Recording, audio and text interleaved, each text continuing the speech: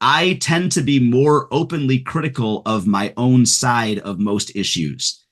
That is because I care when the side that I am advocating for is messing up. I care when they are poorly representing my position. I care if I vote for a politician and he or she does or says things with which I strongly disagree. I care about that way more than the person that I already generally disagree with. If they want to, like, I expect that of them.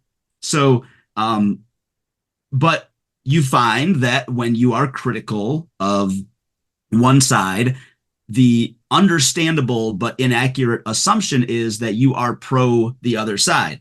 So when I criticize the actions of the Biden administration, I am then lumped in as a Trump supporter. And, you know, the opposite happens as well, which is, in my case, also untrue. If I am critical publicly of Donald Trump, I am now like, people's response will often be, and we're getting into some of the nuance of rhetoric here. So let's say I offer a pushback against Donald Trump. Hey, I'm going to criticize the fact that Donald Trump ran on essentially a single issue for most of his 2016 campaign, which was he was going to build a wall at the southern border to stop immigration, and he was going to make Mexico pay for it. Okay, I'm going to criticize that.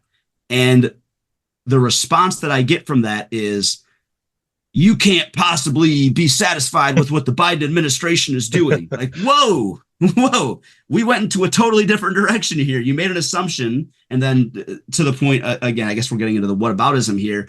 You're now talking about something else. And with whataboutism, the good faith interpretation is somebody who's doing that is trying to call out hypocrisy. The good faith interpretation is, oh, you went there because hypocrisy is bad and you want to call out hypocrisy. So my solution when I encounter that whataboutism on any given topics, and forgive me for jumping around with different examples when you asked about a very specific one, but my counter to that is to try to gently table that and get back to the topic at hand. And particularly with that technique of, hey, I'm trying to understand this position more.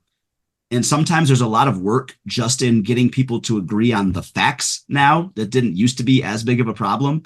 You know, we would come together, we would understand, we'd recognize the facts. Okay. But now, and we're going to argue about the conclusions that we draw from the facts. But now it seems like we have trouble getting past that first part. we're debating. It's not just facts. Your own opinions, it's your own facts. That's another thing too, because